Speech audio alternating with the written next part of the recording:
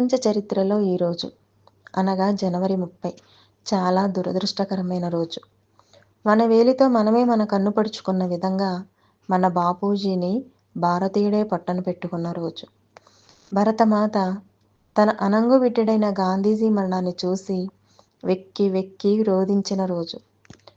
నాటి 30 కోట్ల మంది భారతీయులు తమ కన్నీటి వర్షంతో భరతఖండాన్ని తడిపివేసిన రోజు. సాయంకాలం ప్రార్థనకు సమయం మించిపోతుంది అంటూ చకచకా ప్రార్థనా మందిరం వైపు నడుస్తున్న బాపూజీపై ఒకానొక దుండగుడు కాల్పులు జరిపిన రోజు. భరత జాతికి ఇది అవమానకరమైన రోజు. ప్రపంచ దేశాల ముందు భారతీయులు సిగ్గుపడిపోయిన రోజు.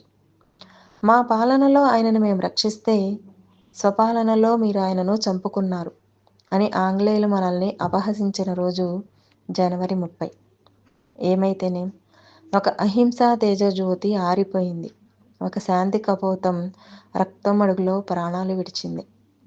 మనందరికీ మహాత్మా గాంధీ అంటే స్వాతంత్ర్య సమరయోధుడు, అహింసకు ప్రతీక, దేశ పితామహుడు. కానీ గాంధీజీ జీవితంలో చాలామందికి తెలియని ఆసక్తికర విషయాలు కొన్ని ఉన్నాయి. బ్రిటిష్ ఆర్మీలో పనిచేసిన గాంధీ. అహింసకు ప్రతీక అయిన గాంధీజీ యువకుడిగా బ్రిటిష్ సైన్యంలో పనిచేశారు.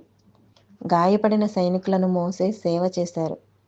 యుద్ధం భయంకరమని ప్రత్యక్షంగా చూసిన తర్వాతే ఆయనలో అహింసా సిద్ధాంతం ఆలోచన మరింత బలపడింది. దక్షిణాఫ్రికాలో జరిగిన సంఘటన.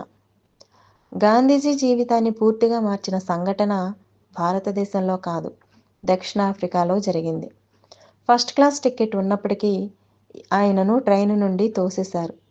కేవలం చర్మం రంగు తేడాగా ఉండటం వల్ల. అదే రోజు ఆయన అన్యాయానికి ఎదురు నిలబడాలని నిర్ణయించుకున్నారు. చిన్న వయసులోనే వివాహం. గాంధీజీ 13 ఏళ్ల వయసులోనే కస్తూరిబాయిని వివాహం చేసుకున్నారు.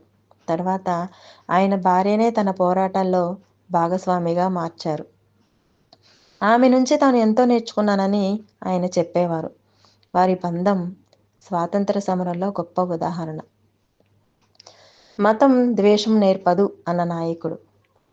మతం పేరుతో విభజనలు జరుగుతున్న సమయంలో గాంధీజీ ఒకే మాట చెప్పారు: మతం మనుషుల మధ్య ద్వేషం నేర్పదు. అందుకే ఆయన చివరి శ్వాస వరకు శాంతి కోసం ప్రయత్నించారు. అతి సాధారణ జీవితం. దేశాన్ని నడిపిన నాయకుడైన గాంధీజీ చాలా సాదాసీదా జీవితం గడిపారు. చర్కా తిప్పుతూ తన బట్టలు తానే నేసుకుంటూ స్వావలంబనకి మారుపేరుగా జీవించారు.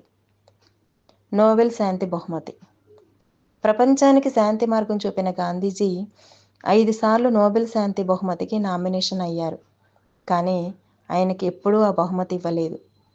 ఇది నోబెల్ చరిత్రకే మాయని మచ్చ. కారణం ఇప్పటికీ ఒక పెద్ద మిస్టరీగా మిగిలిపోయింది. ముగింపు సందేశం. గాంధీజీ కేవలం చరిత్ర పుస్తకాల్లో ఉన్న వ్యక్తి కాదు. ఆయన ఒక ఆలోచన, అన్యాయానికి ఎదురు నిలబడే ధైర్యం, ద్వేషానికి బదులు ప్రేమ చూపే మనస్సు, హింసకు బదులు అహింసను ఎంచుకునే జ్ఞానం. మన జీవితంలో వీటిలో ఒక్క గుణమైన అనుసరిస్తే అదే గాంధీజీకి నిజమైన నివాళి. జై హింద్. రచన చంద్రప్రతాప్ కంతేటి.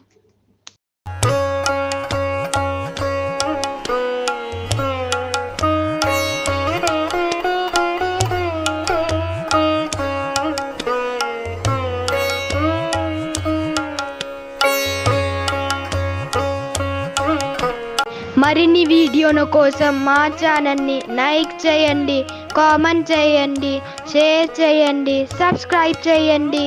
Thank you.